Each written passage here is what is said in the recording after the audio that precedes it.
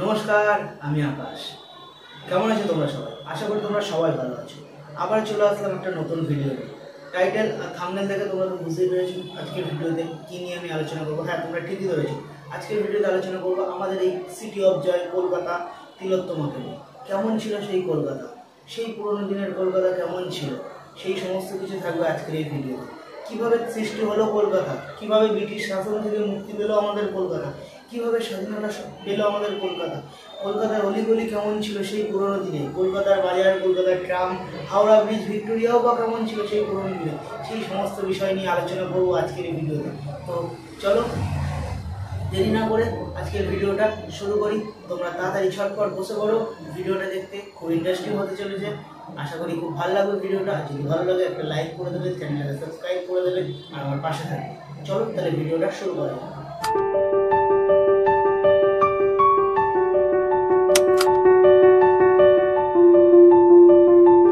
পুরনো কলকাতার গল্প বলতে গেলে এক বিশাল ঐতিহাসিক যাত্রার কথা উঠে আসে।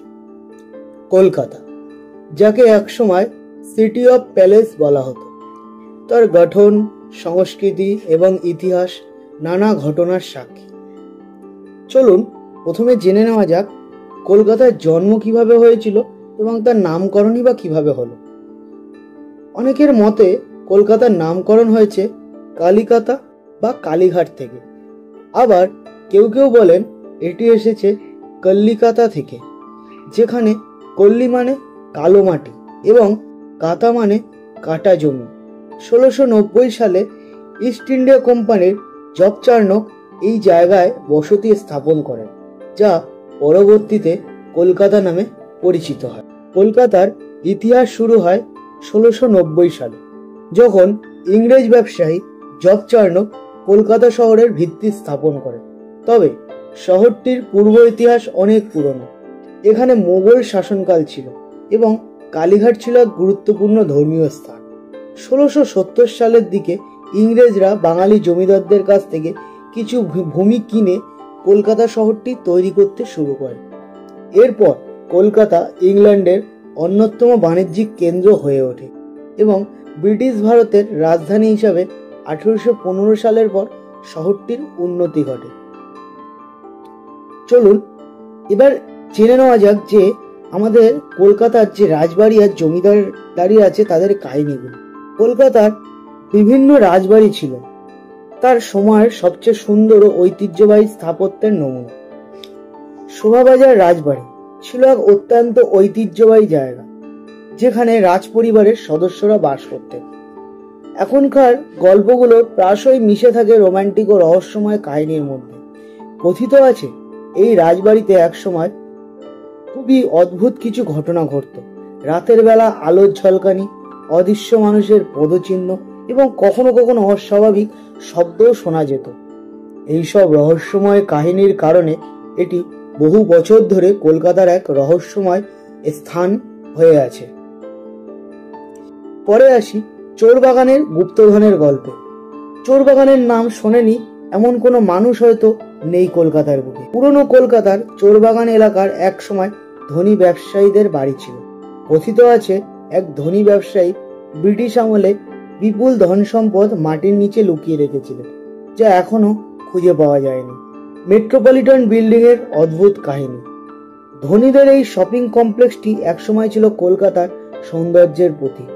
তবে অনেকেই বলেন এখানে একটি নির্দিষ্ট ঘরে রাতে আলো জ্বলে ওঠে, যদিও তাতে সেই ঘরে কেউই থাকে না। শ্যামবাজারের ঘোরার রহস্য। শ্যামবাজারের পাঁচ মাথার মোড়ের কথা শোনেনি এমন মানুষ হয়তো খুব কমই আছে কলকাতার শহরে। শ্যামবাজারের পাঁচ মাথার মোড়ে একটি ঘোড়ার মূর্তি আছে, যা কলকাতার অন্যতম প্রতীক।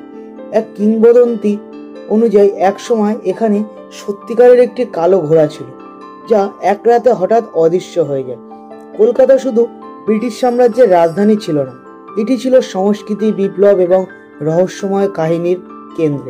এর প্রতিটি রাস্তা ও অলিগলি যেন এক একটা গল্প বলে। এবার চলে আসি কলকাতার রাস্তা ও আদি দোকানের কথা। পুরনো কলকাতার কিছু রাস্তা এবং দোকান আজও ঐতিহ্যের সাক্ষী। লালবাজার, কলকাতা মেট্রোপলিটন বিল্ডিং এবং সৌহারাদ্রি উদ্যান পুরনো সময়ের স্মৃতি জড়িয়ে আছে। একসময় হেনরি স্ট্রিট ছিল ইংরেজদের সাহেবদের জন্য এক শপিং মল, যেখানে তারা পণ্য কিনত এবং কফি হাউসে বসে শহরের রাজনীতি নিয়ে আলোচনা করতেন। এই দোকানগুলোর ঐতিহ্য ছিল এতটাই গাঢ় যে আজও অনেকেই এই স্থানগুলোতে ফিরে যাওয়ার কথা মনে করেন। বিদ্রোহী এবং বিপ্লবীদের শহর কলকাতা। কলকাতার শহরকে শুধু শপিং, রাজকীয় ইতিহাস কিংবা ধর্মীয় স্থানের জন্য মনে করা হয় না, বরং এটি ছিল ভারতের স্বাধীনতা সংগ্রামের প্রাণকেন্দ্র। সিপাহী বিদ্রোহ 1857 সাল থেকে শুরু করে বঙ্গবন্ধু, চিত্তরঞ্জন দাস, সুভাষচন্দ্র বোস পর্যন্ত অনেক বিপ্লবী কলকাতায় কর্মকাণ্ড চালিয়েছে। কলকাতা শহরের বিভিন্ন স্থানে অনেক বিপ্লবী সংগঠন গড়ে উঠেছিল এবং এই সব জায়গা যেন কাচারি রোড, বাগবাজার, বেলগাছিয়া স্বাধীনতা সংগ্রামের গভীর ইতিহাস ধারণ করে, যার মধ্য দিয়ে ইতিহাস এবং মানুষের সংগ্রামের ধারাবাহিকতা প্রবাহিত হয়। পুরনো কলকাতার কিছু স্থান রয়েছে যেগুলো ভৌতিক স্থান বলে মনে করা হয়। এদের মধ্যে অন্যতম হলো কালীপুর এবং শিবপুর। কথিত আছে যে কালীপুরে একটি ভাঙাচোরা বাড়ি ছিল, যেখানে রাতে মানুষের অদ্ভুত আক্রমণ ঘটত এবং অদৃশ্য উপস্থিতি অনুভূত হতো। অন্যদিকে শিবপুরের পুরনো গাছগুলি সেখানে ঘটে যাওয়া ভৌতিক ঘটনার সাক্ষী হয়ে দাঁড়িয়ে রয়েছে। কলকাতার প্রথম রেল লাইন ও তার প্রভাব। 1858 সালে কলকাতার প্রথম রেল লাইন চালু হয়। এটির মাধ্যমে কলকাতার জনজীবন পরিবর্তিত হয়ে যায়।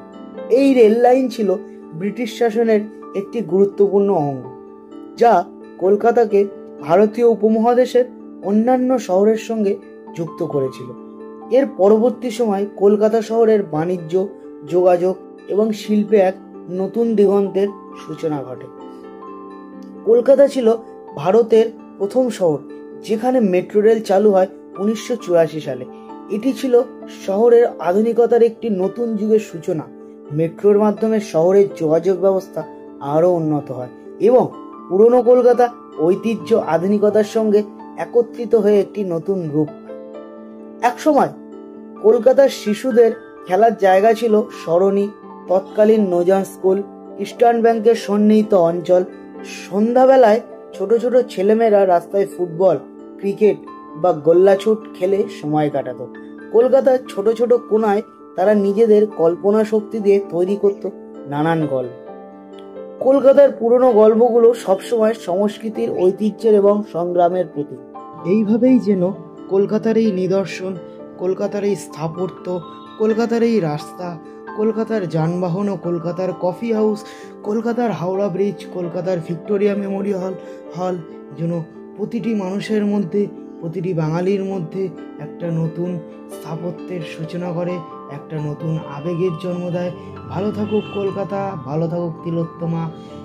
এই পৃথিবীর বুকে মাথা উঁচু করে দাঁড়িয়ে থাকুক আমাদের শহর, the city of joy, Kolkata. আপনারা পুরো দেখলেন ভিডিওটা এবং গল্পটা শুনলে কেমন লাগলো অবশ্যই জানি খুব একটা ভালো তৈরি করতে পারিনি, কিন্তু যতটা পেরেছি আশা করি তোমরা কিছু জানতে পেরেছো, কিছু শিখতে পেরেছো, তোমাদের একটু হলেও ভালো লেগেছে গল্পটা।